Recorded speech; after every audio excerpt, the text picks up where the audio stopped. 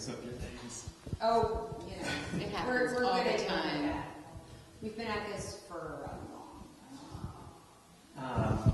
I actually saw you last summer in New Bedford. You were part of like Susan Warner and Peter Mulvey. Peter Mulvey. It was like a. That was so much fun. It's just a stuff that basically is. Yeah. It's a good one. Yeah, they're really doing a tremendous job. I feel like. Hello, everybody. I'm Ralph DeFlorio, and welcome back to the March 24th, 2018 edition of the New Revival Coffee House. Hello to our audience in Stow and our worldwide audience. And I am here with a fantastic duo called the Nields, Katrina and Narissa. And we're going to chat a little bit so you can get to know more about them. You'll see more in the concert as well. And first of all, I did a little bit of research, and you are very prolific. You've got a lot of CDs. Like I thought I saw 16 or 17, something like that. We have 17 CDs and then also an LP on vinyl. We actually have 18 CDs now. We do. Oh yeah, we have 18 CDs because we 18 put out a CDs. Christmas CD. 18 CDs plus a greatest hits double vinyl selection. So vinyl is definitely selling. People, your fans are asking. Oh no, Oh, no. definitely not. Our fans are too old. We have a To limited. love Yeah, vinyl. they're not quite in the sweet spot. I mean, they're right in the sweet spot of no vinyl. You know, they all grew up with CDs, and But we So- wanted vinyl because, CDs, apparently the information on them disappears spontaneously. Vinyl, it's like in there. It's grooved into the vinyl. Yeah, it feels like real. Closer to it immortality. feels real. Plus, like the We're old pictures, enough to have had vinyl, right? Yes. And we grew up, like staring at Beatles covers and Yeah. Rolling Stones covers and Blondie covers and what Looking have for you. little clues and Sure. B-52s. B-52s. Wow. Yeah. Joan Jett and the Blackhearts. There you go. Okay, I like them. Well, that's actually something I wanted to ask you about. You've obviously been playing together a long time, but were there certain bands that maybe the ones you mentioned or others that... Not so much really- Joan Well, Jett. definitely the Beatles were a huge, huge love of ours. Simon and Garfunkel. We were a little bit, we were actually a little bit young for the Beatles. Like, I was born in 1969. So in the mid-'70s, we were meant to be listening to disco, maybe The Bee Gees. Kiss. What do you mean meant to be? Well, that's Well, what our that's what our were. peers were listening to. And in fact, all the kids on our block kidnapped me one day, and they said, "It's too late for your sister, but we think we might be able to save you." And they reached behind their bureau, and they pulled out Wings at the Speed of Sound, and they thought that might be, a bridge to modern music away from the Beatles, but it did not work. I love the Beatles. I have always loved the Beatles. I now am a mother, and I spent my kids' entire elementary school volunteering in their school to teach every child in their school Beatles songs. So, it's kind of important to me. I think the Beatles are timeless. I mean, it's just 1,000 years from now, people are going to be talking about them. True enough. And we grew up on a lot of folk music. Our dad played guitar and sang us songs that he learned from Odetta records, Joan Baez records, Peter, Paul and Mary records, Bob Dylan. And like Narissa said, Simon and Garfunkel we loved. And then as the 80s happened, Narissa got into some more modern music and showed it to me, her younger sister, like the B-52s and Heart. And then that wonderful thing happened in the end of the 80s, beginning of the 90s, and all of these women like Tracy Chapman and Suzanne Vega and the Indigo Girls and Michelle Shocked and 10,000 Maniacs, and there were just there was an explosion of music that felt like the kind of music that we loved and that we didn't even know was still being made. And it, I think, in a way, gave us permission to try to do this and made us feel like there was a path for us, that there was an audience. And the 90s were like a wonderful time to be on the edge of folk in the music world. And it was an exciting time for us to be starting our career.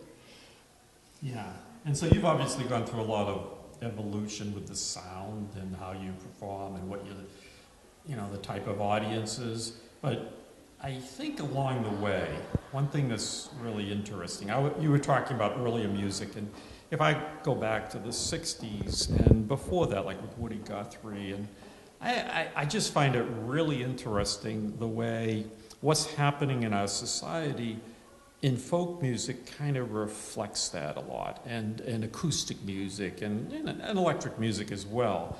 But for you guys, I know you have like a lot of socially conscious songs. You have a video out. Do you want to talk about the video for a moment? Well, we made a video out of our song "Tyrants Always Fall," and that song was written right before the inauguration in 2017. Yeah. And it was just my reaction and Katrina's reaction to the shock of what happened in our country. It's really shocking, and I'm still shocked by it, and I think a lot of people are still trying to figure out how it happened and whether it was legitimate. I did the night of election night, when it became clear what was going to happen. I sort of felt like I have felt when the worst things in my life have ever happened to me, like I'm falling into an abyss. But the one thing that I had as I was going down that night was, I'm an artist and it's my turn to step up. Like, this is what happens when there are cultural crises. The artists are needed. And so in a way, I have a job right now to do. So I need to prepare myself to do that. And I spent a couple of months writing poetry, actually. Not on purpose, just that's what came. And at the end of that cycle of all this poetry, that was really a processing of grief over what was happening to my country, that song came out. And it came from two things that I said to Katrina. Usually Katrina gives me all the ideas for my songs. And one day when she was distraught, I said, there are two things that I'm holding on to. One of them is this quotation by Mohandas Gandhi. When I look back on history, I can see that tyrants always fall, always. And then the other thing I was hanging on to was the popular vote was not won by the current occupant of the White House. 2.5 million short. Right. It was quite substantially short of that. And the idea that there are more of us than there are of them, and I hate to use us-them language because I really do feel like that a lot of people have been terribly confused by non-truths out there, by lies out there. And so I don't mean it to be so confrontational, but we need to remind ourselves, because the media can present a story of like, here are all the reasons the Democrats lost the election. And in reality, in another government, if we were in England, the Democrats would have won the election. If we were in any other democracy on the planet, the Democrats would have won the election. And we do need to remember as we walk through our lives that most of the people, the majority of the people in this country did not vote for that person. So there are more of us than there are of them. And Katrina called me a few days later and said, you need to write a song with those two lines in it, and it needs to kind of work together and cross. Yeah. And I said, okay, I'll do that, and I did. When I think about there are more of us than there are of them, I also think about the fact that I feel like the media thrives on our division, and that actually, like, the number of people that we disagree with, it's pretty small. It's actually a very small part of this country. And we travel around the country. We don't just stay in the Northeast. And it's not, we're not in a bubble. This is, the country is basically filled with mostly good people who want to like each other and want to take care of each other and want to make our country work. And it's actually a teeny, teeny, tiny slice of people who don't feel that way. And some of them, I think, probably got brain hacked by bots that are telling them lies on Facebook. So it's a really small slice of people who don't want our country to heal and to be a country of people who want to take care of each other. Well, that's great to hear that is the sentiment that you're hearing as you go around the country. And then using art as a way and your music to make sense of it. Is it a clarifying thing when you Yes. write a song? I think it's clarifying to write anything.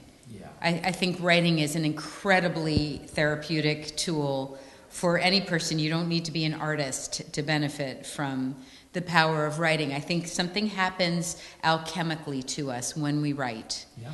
And for me, my main medium is songwriting, and for me, getting to the place I can get to when I'm in a songwriting place does clarify things for me. Absolutely. Yeah. But it's also important. And then I get to, and then because it's a song and it's so handy, it reminds me of the thing I came to clarity around when I'm back in the fog, because I will go back to the fog. Yeah. And I'm thinking about a song that we'll sing tonight called Love, Love, Love, which was a song I wrote when I was really in a spiritual crisis. And I prayed for help, and that song came to me. And to me, it's an anchor. It's about, it just comes back to love. It just over and over again comes back to loving, to being in that active place of love. Because love, as Alain de Botton says, is not a feeling, it's a skill. And and it needs to be practiced. And the way we practice it is with each other. Yes. And to each other in skillful ways. And there are millions of ways to do that. But I forget this all the time. And then Katrina's like, oh, we got to sing that song, Love, Love, Love. And I go, oh, right. I remember all those thoughts I once had. They were condensed into a tidy little package of a song that, is the point of a song is it's memorable and short. Like poetry used to be for people. They used to memorize poems and carry them around with them. Songs are that for us now. And on that idea of clarifying, do you ever find, where you now have a lot of repertoire, do you go back to something you wrote maybe 10 or 15 years ago and can't recognize it anymore? Or do you feel like you're pretty... That's a really good question. Mm-hmm. There's some songs, especially songs from 10 years ago, that I go back and love and feel like, oh, look at what I realized back then, and look at this beautiful place I was in back then. I go back 20 years, and sometimes I'm like, oh my God, that was a different person, and I don't want to sing that song anymore. Yeah. In fact, or it feels weird. Yeah. As we're in this place in our country, and as we're the age that we are, I sometimes think, oh, we should probably be angrier. And then I realize, nah, we're hovering around the half-century mark. And I think it's our job to try to be hopeful. Mm-hmm. I think that's our place. Yeah. And young people can be angry, yes, can agitate. And young people can do that. But I have to take the knowledge that I've learned and the peace that I have inside me and try to push that hope and love into the world. And that doesn't mean that I don't think there's a place for anger. I do. Yeah. But I feel like I've seeded that to the next generation. I think one of the blessings of aging is you start to get perspective, and you realize that, when you're full of angst in your teens, there's more to the life than that. And then how do you develop a relationship with people and the community, and then you realize it is about love. And mm-hmm. it's how do you make that happen? And I love what you said. I love what you said about it's a skill. Mm-hmm. It's a skill. I think it really is. Mm-hmm. I feel like it's also about what gives you energy, what allows you to move forward and make a difference in the world and do your part. And when I now am in an angsty, angry place, I actually am not very skillful. I actually am not very active. I am I shut the door to my bedroom and I'm just, and that's not where I want to be. But I was at I was at the March for Our Lives this morning, run completely by teenagers in our town. Yeah. And for them, the anger is what gets them going. They've been good little do-gooder students. And, all these kids who are running this march, I think probably are like, they always do well they study hard, they do their homework, they show up on time, they answer the teacher's questions, and all that, and their friend still got killed. Yeah, and so they're mad, and they should be mad, and it is that anger that's energizing them and that is going to help them get something done. And I'm all for action. And so I'm glad they're angry. But for me, what gets me to make action is hope. And if I don't have hope, I curl up in the fetal position. So I feel like as artists in our late 40s and early 50s, that's what I have to give right now, is some hope and some love and hopefully some tools. Yeah. That's beautiful. I mean, if I have to think about what an artist should be about, at least my perception, that's it. That's it in a nutshell. I mean, you're giving and you're pointing towards hope. And that's what it's about. That's beautiful.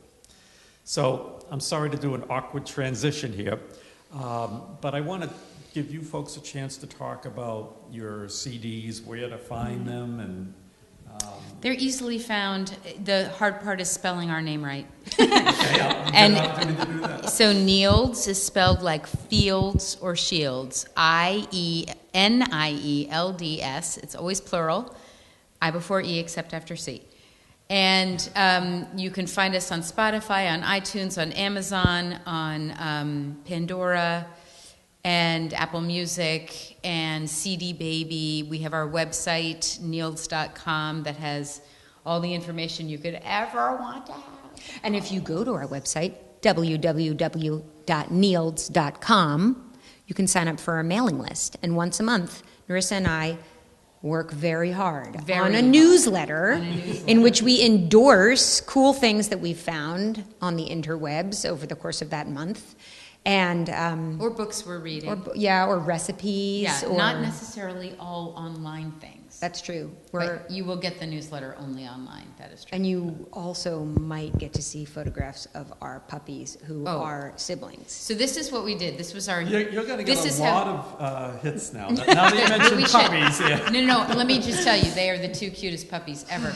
And we got them because a month before the election, my kids said to my husband, what are we going to do if Trump wins? Can we get a dog then? And my husband was like, yeah, if Trump wins, we'll get a dog. I made the same deal with the Red Sox winning the World Series, by the way. See, that's a positive. That's awesome. So anyway, we got Hudson like in January 2017, and Katrina, who lived at the time 25 minutes away from me, in the wintertime, showed up at my house every single day to cuddle the puppy. And her son came in one day and to cuddle the puppy, and he burst into tears. And Katrina took her son to her husband and said, okay, we have to get a dog like Hudson. And it turned out... It took 5 days from when she got her dog till I got its sibling. But she came over every day. And then her husband came over and met the puppy, and it was over. They went and they got Hudson's sister, Greta. So Hudson and Greta are siblings, and they are in love. And they're super cute, and if you sign up for our mailing list, you'll see them. They do this with their They paws. also bite each other, but They bite each other's ears. occasionally they're gentle and cute with each other, too. Awesome. Well, puppies. I have one more thing to say. Yeah. Since we're doing self-promoting things. We actually, you said we were a duo in the beginning. We sort of are a duo. We do a lot of shows as a duo, but we also do a lot of shows as a full band with 2 out of the 3 of the original guys that we've been playing with since 1993.